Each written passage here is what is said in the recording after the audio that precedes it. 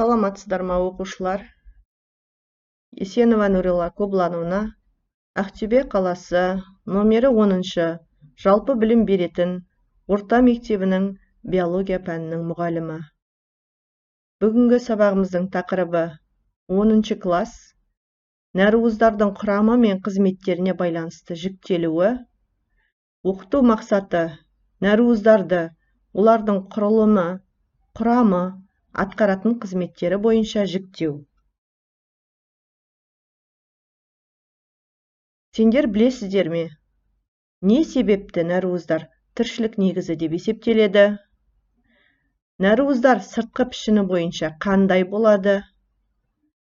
Қандай нәруыздар күрделі деп аталады? Күрделі нәруыздар жасушада қандай роль атқарады?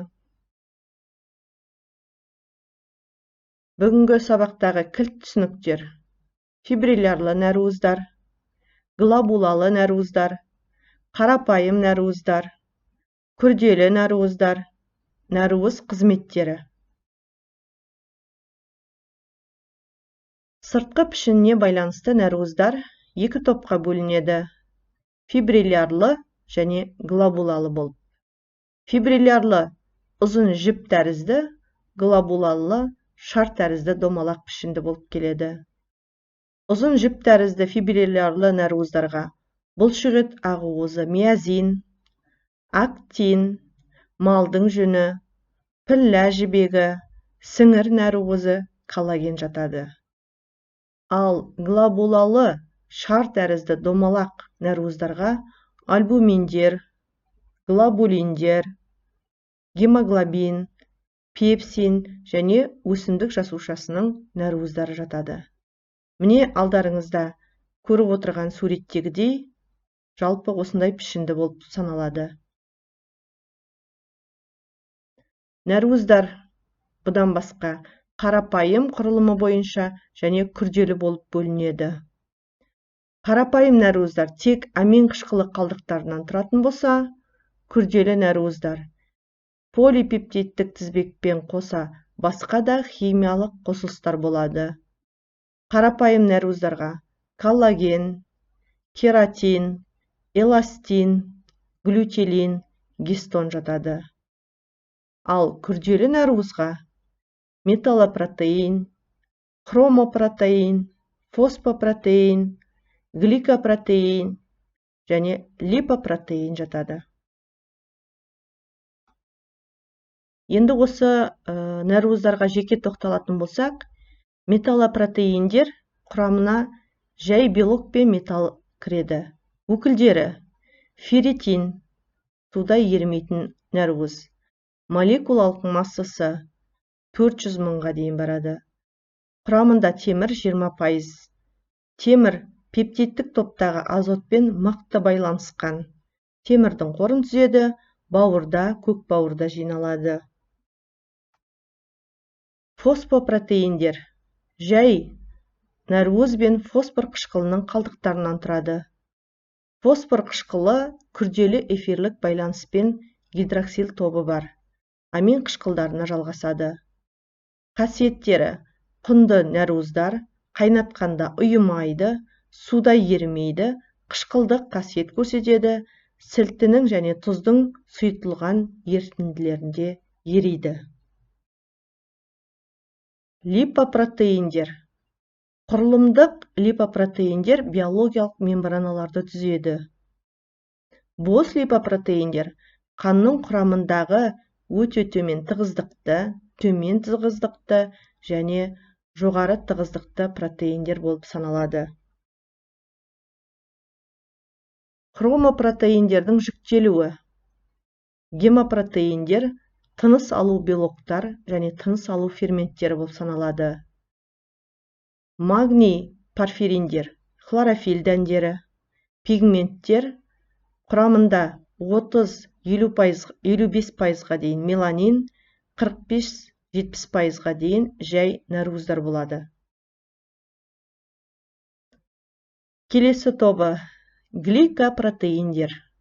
Нағыз гликопротеиндер жай нәруыздар, құрамында 80-90% жүйесіз көмірсулар болады. 10-20% моносахаридтер, гексозаминдер, нейрамин, сиял қышқылдары кездеседі. Ал протеогликандар жай нәруыз 2-10%, жүйелі көмірсулар 90-98%. Гликозамин гликандар кездеседі, гиалурон қышқылы, хондроитин сульфаттар және гепарин болады құрамында. Енді нәруыздардың қызметтері. Нәруыздың қандай қызметтері болатынымен танысамыз. Бірінші, құрылымдық қызметі. Құрылымдық нәруыз кешенді түрде липидтермен бірге жасуша мен жасуша мембранасының құрылымдық негізі болып табылады. Екінші, тасымалдау қызметі. Кейбір нәруыздар әртүрлі заттарды қосып алып, оларды әртүрлі ұлпалар мен дене мүшелеріне тасымалдайды. Мысалы, қан нәруызы гемоглобин, оттегі мен көмірқышқыл газын тасымалдайды. Үшінші, реттегіштік қызметі. Кейбір нәруыздар гормон болып табылады.